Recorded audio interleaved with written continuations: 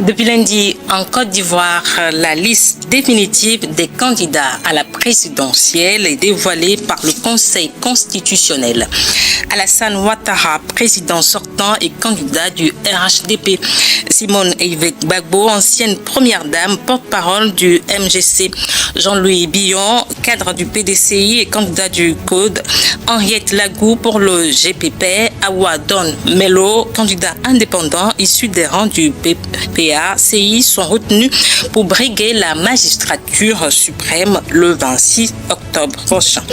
Des figures majeures comme Laurent Gbagbo, Tidiane Thiam ont vu leur candidature rejetée pour défaut d'inscription sur la liste électorale, tout comme Pascal Affi-N'Guessan, recalé pour parrainage irrégulier. Alors, que révèle cette composition de la liste définitive sur le climat politique ivoirien actuel, Gabin?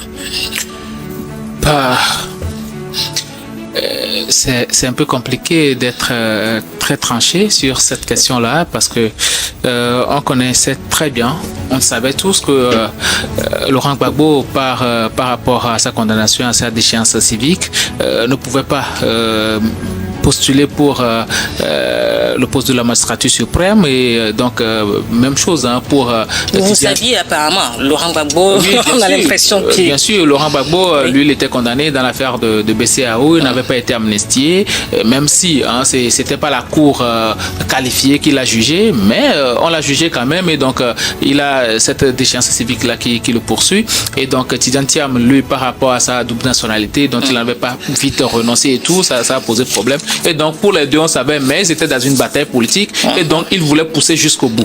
C'est ce jusqu'au boutisme-là qui les a amenés à déposer leur candidature au niveau de la CEI qui a transféré quand même ces dossiers-là au niveau du Conseil constitutionnel. Maintenant, on a rejeté leur candidature parce que, bon, ils ne devaient pas figurer, ils ne sont pas premièrement sur la liste électorale et en plus, on nous parle de défaillance au niveau du parrainage et tout ça, mais quand on nous dit que Laurent Gbagbo, quelqu'un qui peut rassembler plus de 5 millions de parrainages à un seul jour, il y a une certaine défiance et tout.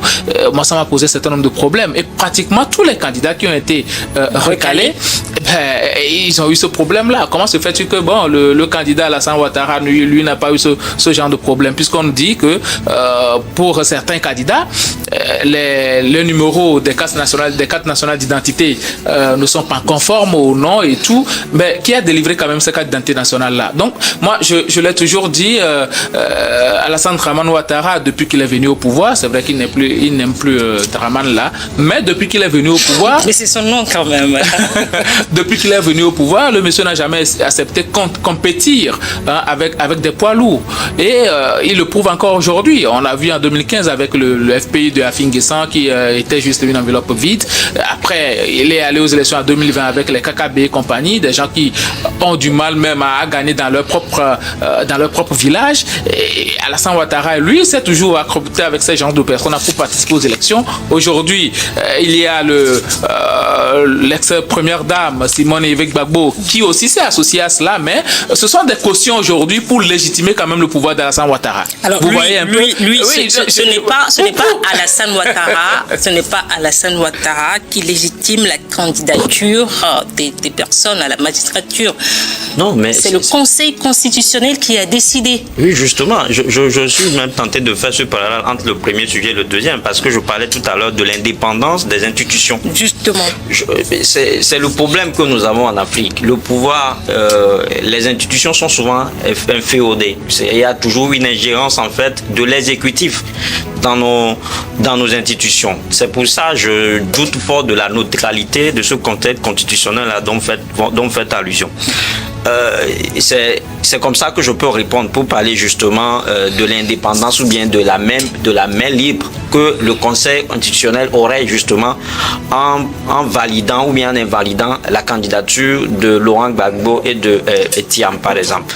Je me dis que le président ou bien l'exécutif aurait peut-être mis la pression ou bien aurait peut-être joué dans cette validation-là, dans la publication de cette liste-là. Je le dis comme ça de façon triviale, mais au-delà, je pense que contrairement à ce que Gabin dit, contrairement à l'élection précédente, Alassane Ouattara a devant lui des poids lourds. C'est-à-dire que ne focalisons pas nos analyses sur les personnes, mais sur les partis. Même si on parle de personnes, quand vous prenez quelqu'un comme Jean-Louis Pillon, je pense que c'est pas un petit poussin. Jean-Louis Pillon, c'est un poids lourd de la politique ivoirienne, c'est un député. Vous avez également Don Melo qui a été vice-président du PPACI, qui a commencé à mobiliser depuis fort longtemps.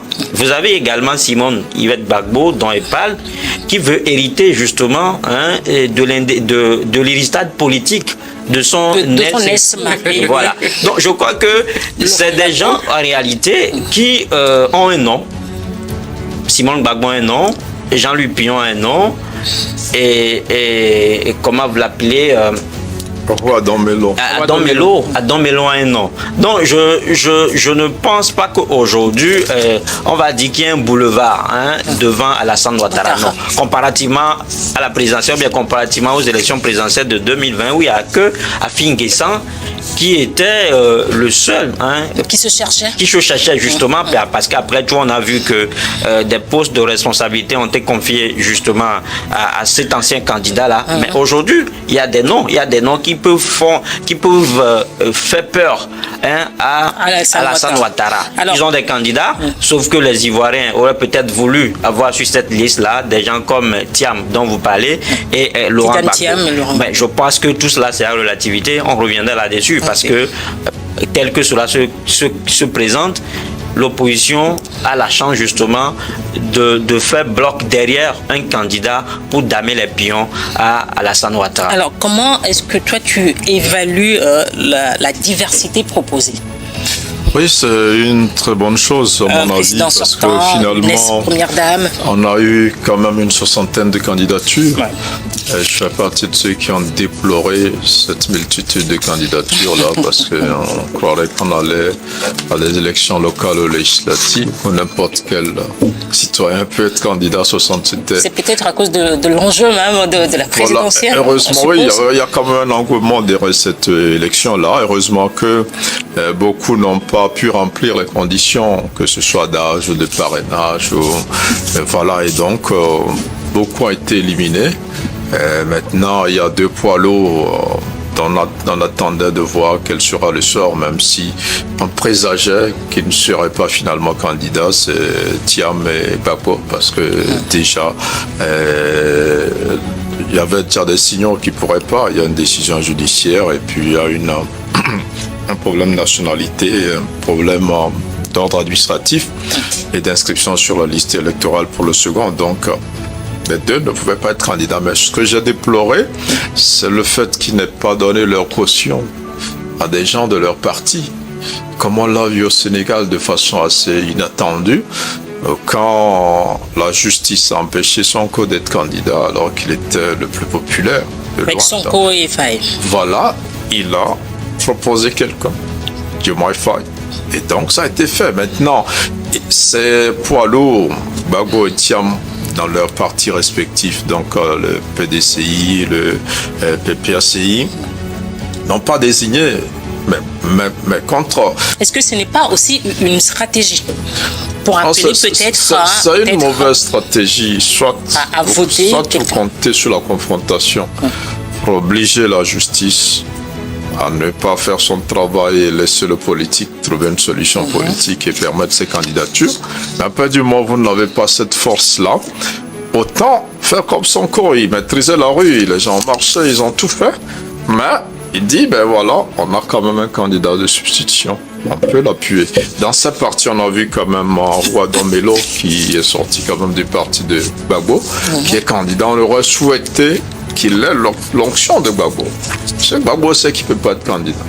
Pourquoi est-ce qu'il ne parraine pas quelqu'un de son parti et lui donne les moyens, la caution morale et politique pour aller compétir en son nom. On l'a vu aussi au niveau de Thiam, hein, où pendant longtemps, Jean-Louis Billon réclamait une candidature de substitution. Mais il n'a pas été écouté. Pourtant, les militants savaient que Thiam serait recalé.